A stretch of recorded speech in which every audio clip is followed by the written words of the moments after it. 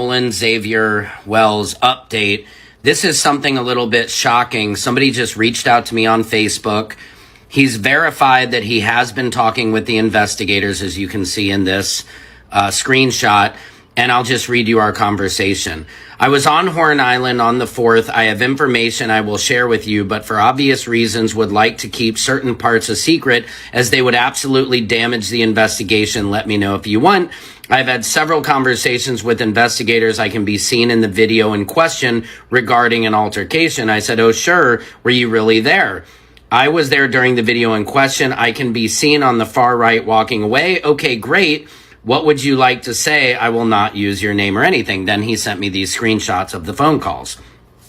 I said, I believe you. What would you like to share with me? Thanks.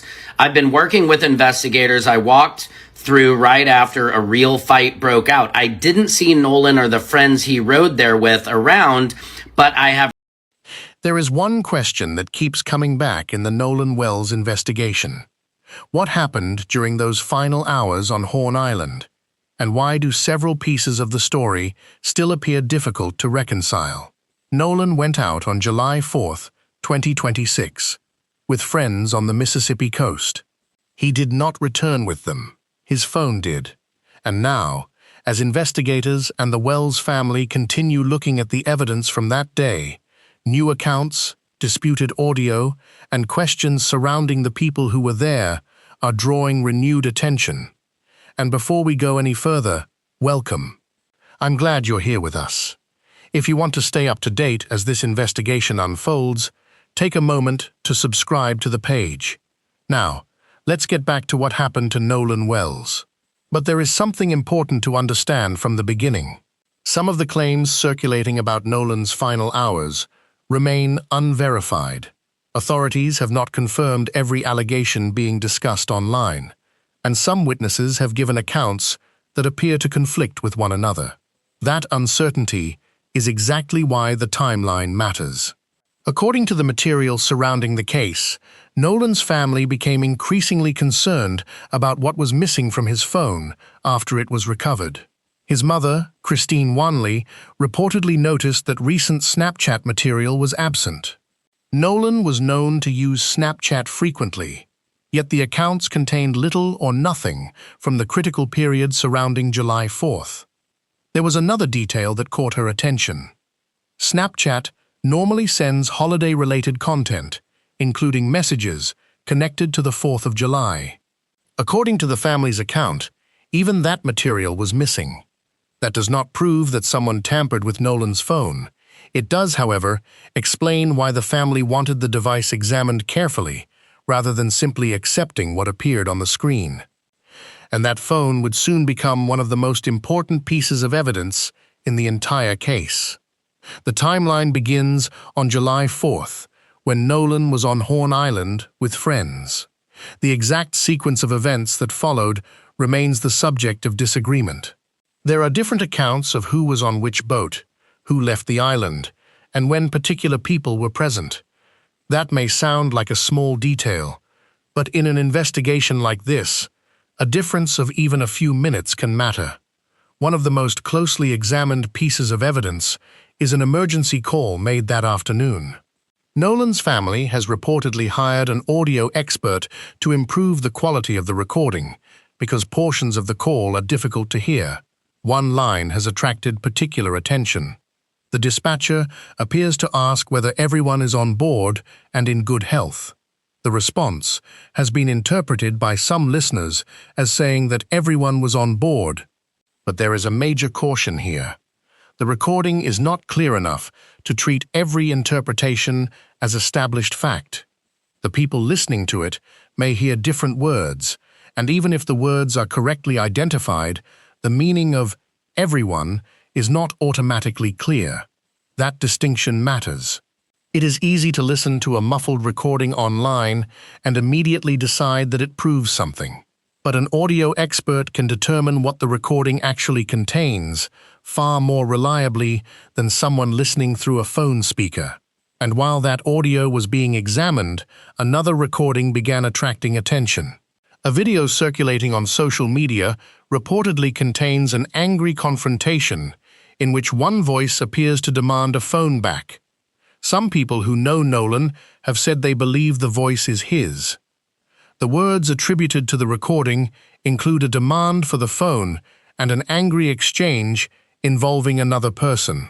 But here again, there is a serious complication. Other people who knew Nolan reportedly said the voice was not Nolan's. At least one person claimed that the voice was actually theirs. So what are viewers supposed to make of that? Was Nolan actually involved in an altercation? Was another person speaking? Was the recording being misunderstood?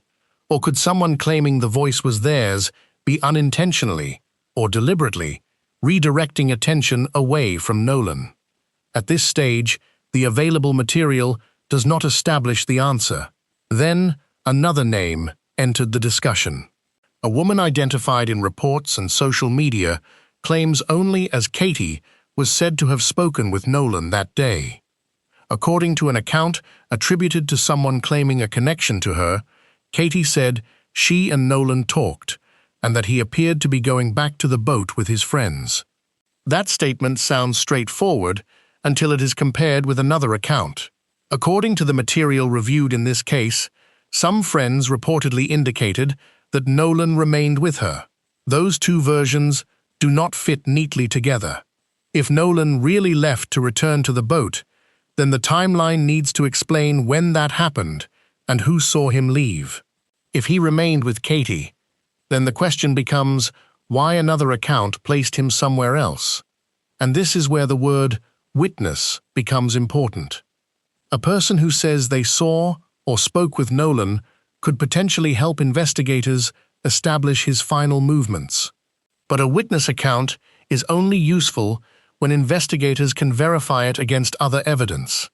That means phone data could matter, boat movements could matter, video footage could matter, emergency call records could matter, and the people who were physically present on Horn Island that afternoon could matter most of all.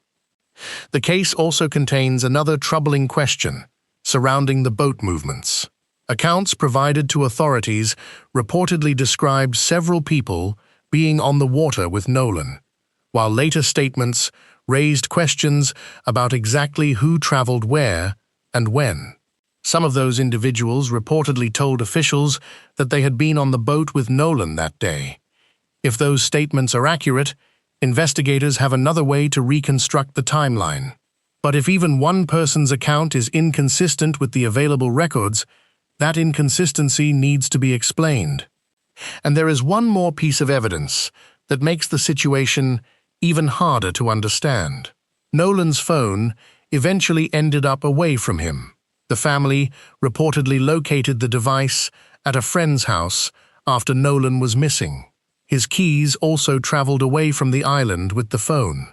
That means investigators are not simply trying to determine what happened to Nolan.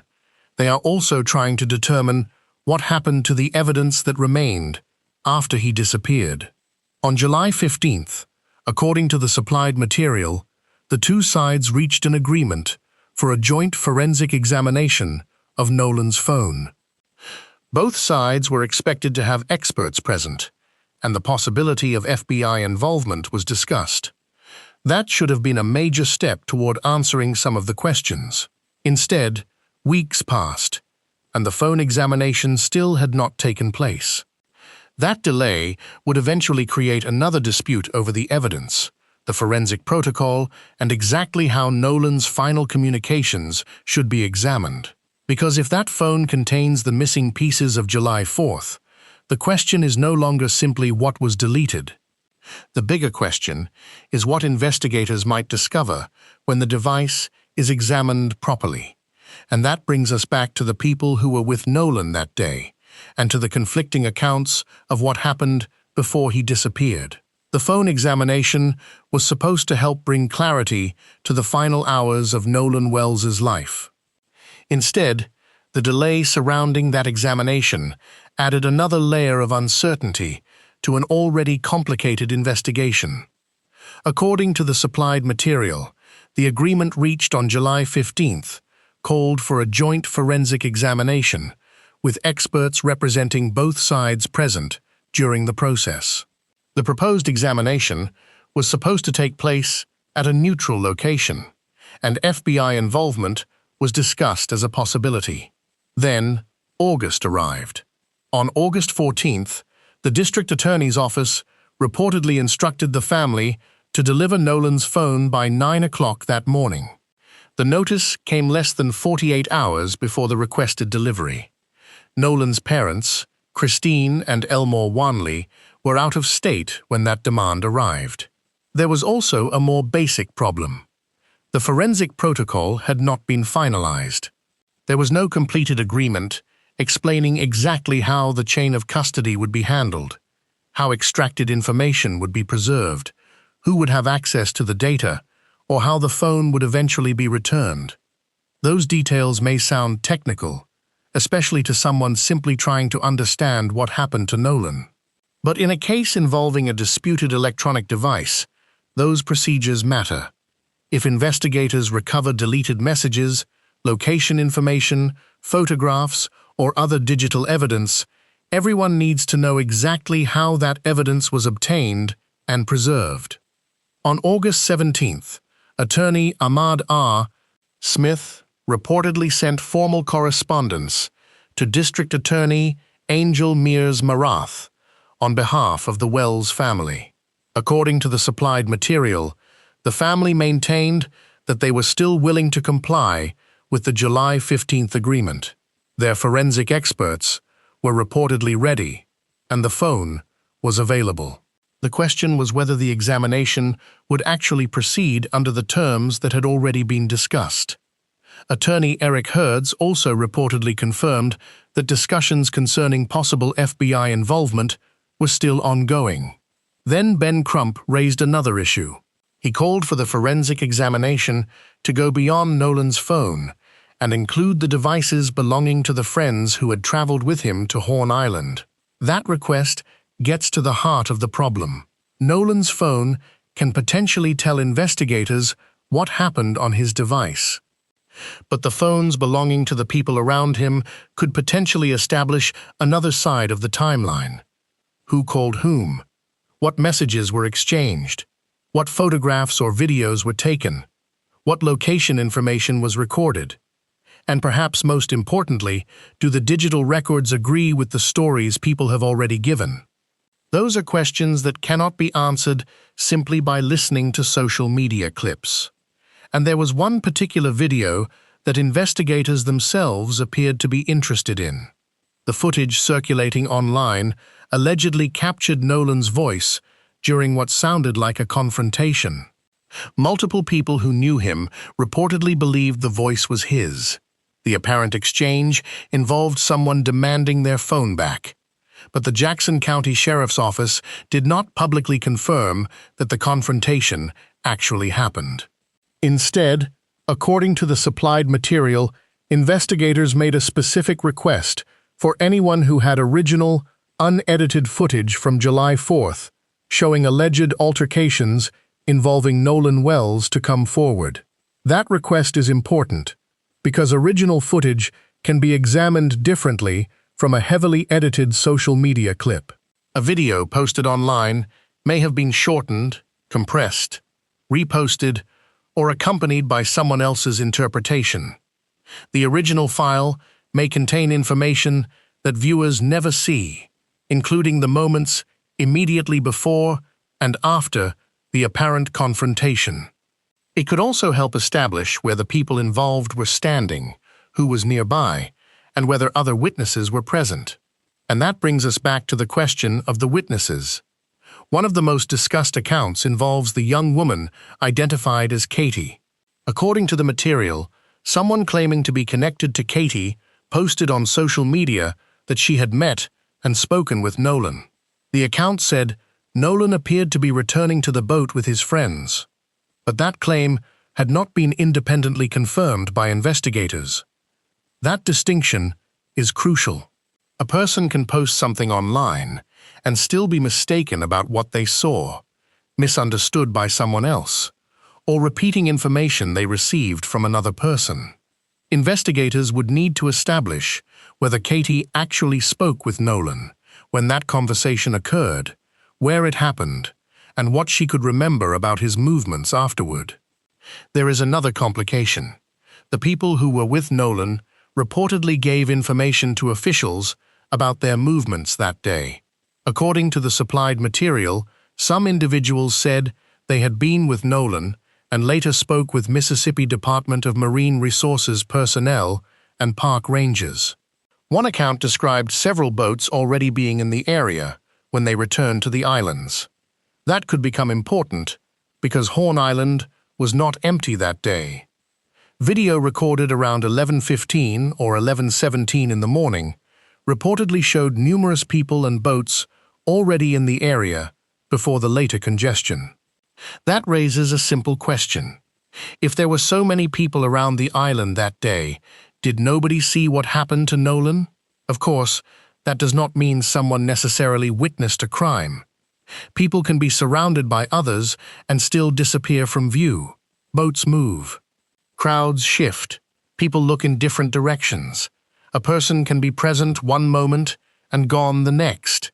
But if investigators can identify the people visible in photographs and videos from the relevant time periods, those individuals could become important witnesses. One photograph has also attracted attention because it appears to show a boat associated with the day's events. The material identifies it as the so-called Mac Daddy boat and connects it to a photograph that allegedly shows Nolan bending over to pick something up. Even the identity of the person in that photograph has not been conclusively established in the supplied material. That is another reason caution is necessary. A photograph can suggest a possibility, but investigators need more than appearances. They need corroboration. The same principle applies to the statements from the people who were with Nolan.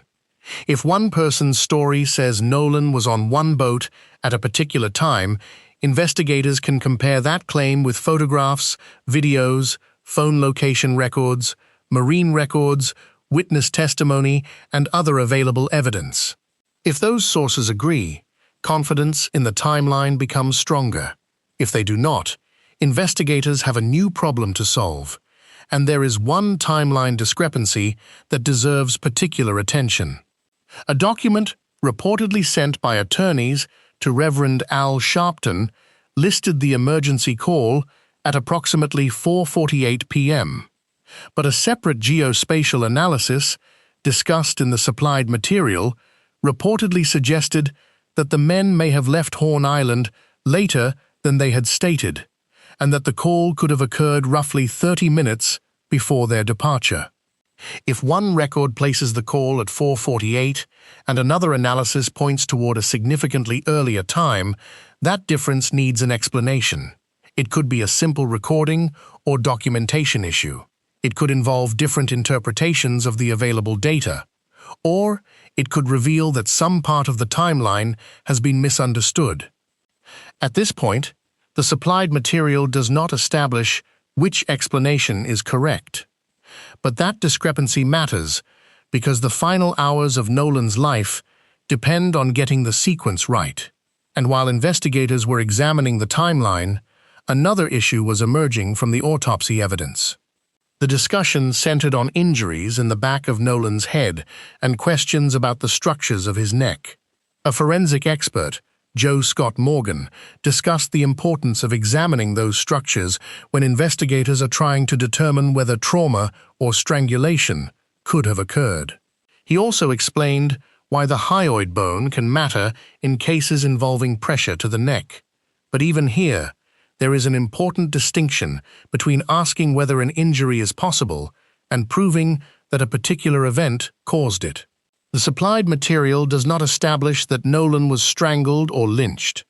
What it does establish is that questions surrounding the examination of the neck and the evidence retained by the Mississippi State Medical Examiner's Office have become part of the family's concerns. And that leaves investigators facing several separate pieces of the same puzzle. The phone, the disputed audio, the conflicting witness accounts, the boats, the timing of the emergency call, and the forensic evidence. Each piece may have an explanation on its own. The difficult part is determining whether all of those explanations can fit together into one consistent timeline. Because if they cannot, investigators will have to determine exactly where the story stops making sense. As the different pieces of evidence are placed together, the Nolan Wells investigation comes down to one central problem. There is still no single, confirmed timeline that explains what happened during his final hours. The disputed audio, the conflicting witness accounts, the questions surrounding the boats, and the phone evidence all remain important. But none of those pieces, by themselves, proves exactly what happened to Nolan. The phone may eventually provide some of the clearest answers. According to the supplied material, the Wells family has continued pushing for a proper forensic examination of the device, with experts from both sides involved. The family has also sought information from other platforms, including Snapchat, Facebook, Instagram, and WhatsApp, because messages and digital records could help establish Nolan's movements and communications. That could be especially important if the records can confirm or contradict what witnesses have said. The same applies to the video footage from July 4th. Investigators reportedly asked anyone with original, unedited footage showing alleged altercations involving Nolan to come forward. If that footage still exists, it could potentially help establish who was present and what happened immediately before Nolan disappeared. But there is something viewers should remember. A person being mentioned in an investigation does not make that person a suspect, and a conflicting statement does not automatically mean someone is lying. Investigators still have to establish what the evidence proves. For Nolan's family, however, the unanswered questions remain painful. His phone reportedly returned to the mainland without him. His family eventually located it at a friend's house, and months of questions have followed about what happened on Horn Island and what the people who were there actually witnessed. The autopsy evidence has added another area requiring careful examination. Questions about the neck structures and other retained tissue have become part of the family's concerns, while the state investigation remains ongoing. At this point, the evidence described in the supplied material does not establish a confirmed cause of death beyond what authorities have officially determined, nor does it establish that any particular person caused Nolan's death. What it does show is why the investigation continues to attract attention. There are disputed accounts that need to be compared. There is digital evidence that has not yet provided all the answers. There is audio that requires expert interpretation, and there are witnesses whose statements may help investigators reconstruct Nolan's final movements. The most important development may therefore be the simplest one: getting all of the evidence examined together. If the phone examination, original videos, witness statements, marine records, and forensic findings tell the same story, the timeline should become clearer. If they do not, investigators will have to explain why. And that is the question I want to leave with you. When every available piece of evidence is finally placed side by side, will it confirm the existing timeline, or will it reveal that something important about Nolan Wells's final hours has been misunderstood? If you want to follow this case as new verified developments emerge, make sure you subscribe and stay with us. We will continue to separate what is confirmed from what remains uncertain, because Nolan's family deserves answers grounded in evidence.